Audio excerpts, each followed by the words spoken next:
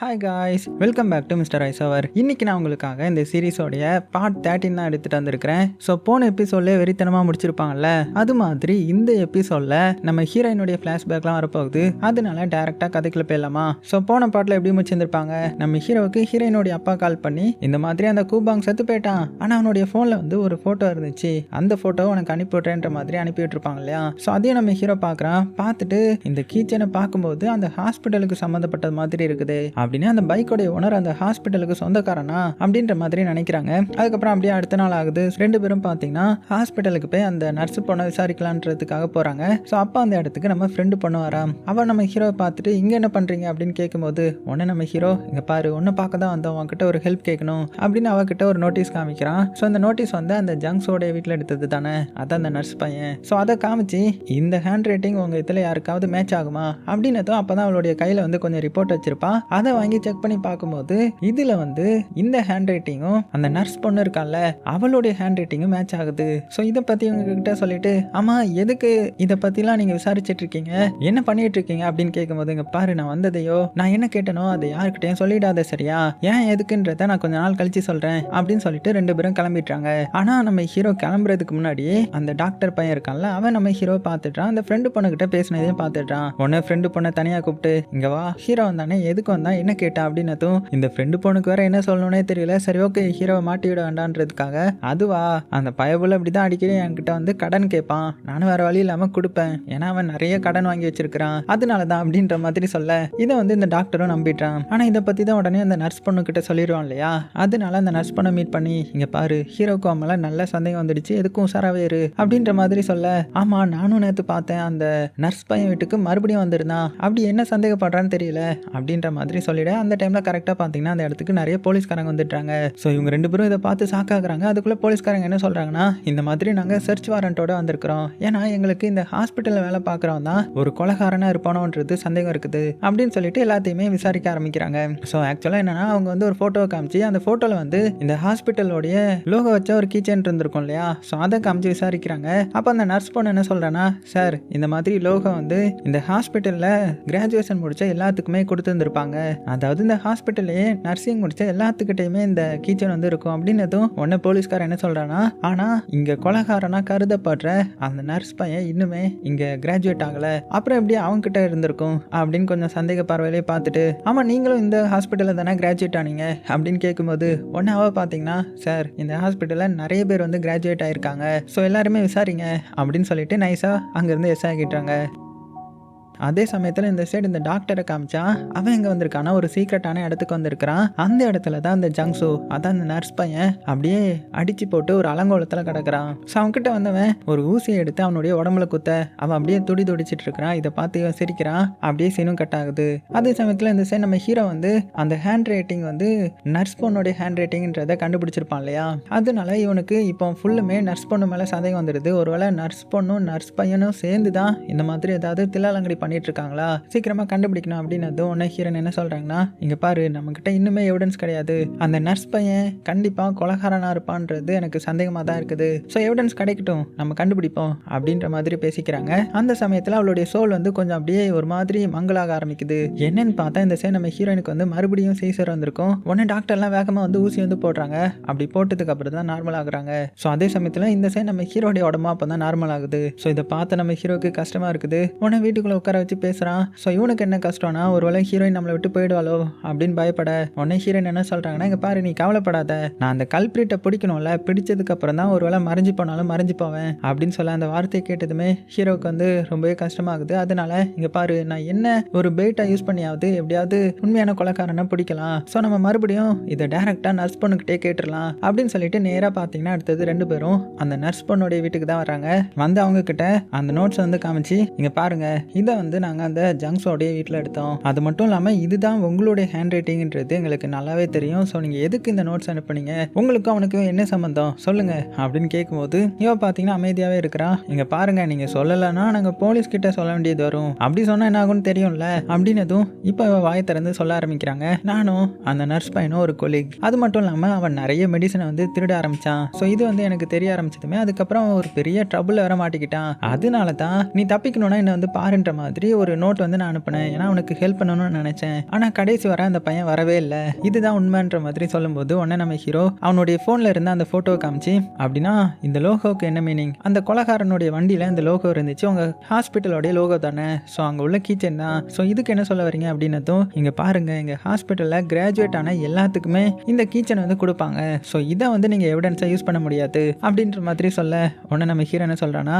இங்க பாருங்க நீங்க அமைதியா இருந்தீங்கன்னா கண்டிப்பா உங்களை அந்த கொலகாரனான நர்ஸ் பையனுடைய அசிஸ்டன்ட்ன்ற மாதிரி எல்லாரும் நம்புவாங்க, ஸோ இந்த எவிடன்ஸ் எல்லாம் போலீஸ் கிட்ட கொடுத்தாலே போதும் உங்களுடைய கதை முடிஞ்சிடும், அதனால ஒரு 2 நாள் நல்லா யோசித்துக்கோங்க, ஏன்னா நான் இதை கண்டிப்பா போலீஸ் கிட்ட இன்னும் 2 நாள்ல கொடுத்துருவேன்ற மாதிரி சொல்லிட்டு போறான். ஸோ அப்படி வெளியில போனதுமே இவளுக்கு என்ன பண்றதுன்னு தெரியல, ஒன்னு வேகமா நம்ம டாக்டருக்கு கால் பண்றா. அதே சமயத்துல இந்த சைடு நம்ம ஹீரோ பாத்தீங்கன்னா வீட்டுக்கு வந்துட்டு அவனுடைய ரூமுக்கு வந்து போலான்னு போகும்போது டக்குன்னு பின்னாடி இருந்து ஒருத்தன் நம்ம ஹீரோடைய தலையிலேயே அடிக்கிறான். நம்ம ஹீரோயின் இதை பாக்குறாங்க, அடா பாவி யாரா நீ அப்படின்னு சொல்றதுக்குள்ள அவன் வந்து நம்ம ஹீரோ வந்து கடத்திட்டு போறான்.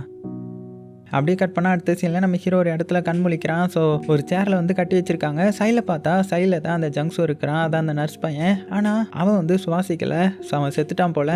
இதை நம்ம ஹீரோ பார்க்குறான். அப்படின்னா அந்த நர்ஸ் பையன் கொலகாரம் கிடையாது, உண்மையான கொலகாரம் வேற யாரோ தான் அப்படின்னு நினச்சிட்டு இருக்கும்போது கரெக்டாக அந்த இடத்துக்கு நம்ம டாக்டர் என்ட்ரி கொடுக்குறான். ஸோ டாக்டரை பார்த்ததுமே நம்ம ஹீரோ மிரண்டு போகிறான். அது மட்டும் இல்லாமல் அந்த டாக்டர் நம்ம ஹீரோ பக்கத்துலேயே உட்காந்து ஹீரோவை பார்த்து சிரிச்சுக்கிட்டே, உனக்கு இன்னொரு உண்மை சொல்லட்டுமா, நான் தான் உன்னுடைய அம்மாவையும் கொலை பண்ணேன் அப்படின்னு ஹீரோக்கு செம்ம டென்ஷன் ஆகுது.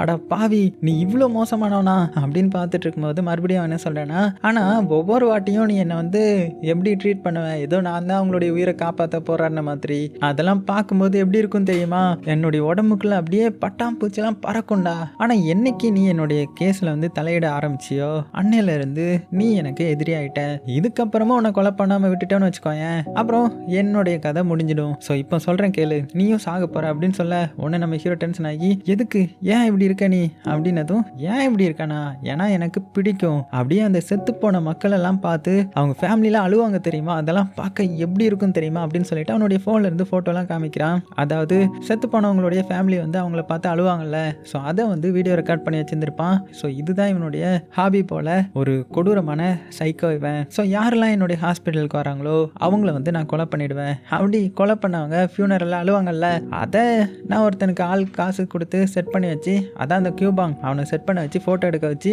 அதையும் பார்த்து சிரிப்பேன். இன்னும் சொல்ல போனால் உன்னுடைய கொலியோடைய அம்மா இருக்காங்கல்ல, அவங்களையும் நான் தான் கொலை பண்ணேன், எப்படி நம்மளுடைய இது அப்படின்ற மாதிரி காமிக்க. ஸோ ஹீரோ வந்து கத்துறான். ஆனால் அவனால் அந்த கை கட்டில் இருந்து வெளியில் வர முடியல. உடனே என்ன சொல்கிறான்னா, எல்லாருமே என்ன நினச்சிட்டு இருக்காங்கன்னா, என்னுடைய ஹாஸ்பிட்டலில் வேலை பார்த்த அந்த நர்ஸ் பையன் தான் கொலகாரன்றதை நினச்சிட்டு இருக்காங்க. ஸோ அப்படி நினச்சிட்டு இருக்கட்டும், ஸோ கடைசி உண்மை தெரிஞ்சவன் நீயாவே இருக்கட்டும். இப்போ என்னுடைய பிளான் என்ன தெரியுமா, உன்னையும் இங்கே கொண்டு போட்டுட்டு இந்த இடத்தையே எரிச்சிடுவேன். ஸோ அதுக்கப்புறம் என்ன ஆகும் தெரியுமா, உன்னையும் அந்த நர்ஸ் பையன் தான் கொலை பண்ணியிருக்கிறான், அவன் கொலை பண்ணிட்டு வெளியில போகும்போது இங்க நடந்த ஆக்சிடென்ட்ல அவனும் எரிஞ்சு செத்துட்டான்றது வரும் எப்படி அப்படின்னு சொல்லிட்டு அவன் பாட்டுக்கு அந்த இடம் ஃபுல்லா ஃபியூல் வந்து கொட்ட ஆரம்பிச்சிட்டான். இந்த சமயத்தில் நமக்கு அப்படியே ஃப்ளாஷ்பேக் காமிக்கிறாங்க. உண்மைக்குமே நம்ம ஹீரோடைய அம்மாவுக்கு என்னாச்சுன்ற மாதிரி. அன்னைக்கு நம்ம ஹீரோ எப்போதும் போல அவனுடைய ஸ்கூலுக்கு போகிறதுக்காக பேக்கெல்லாம் போட்டு வெளியில் வந்தால் அவனுடைய அம்மா வந்து டியூட்டிக்கு போகிறதுக்காக ரெடி ஆகிட்டு இருக்காங்க.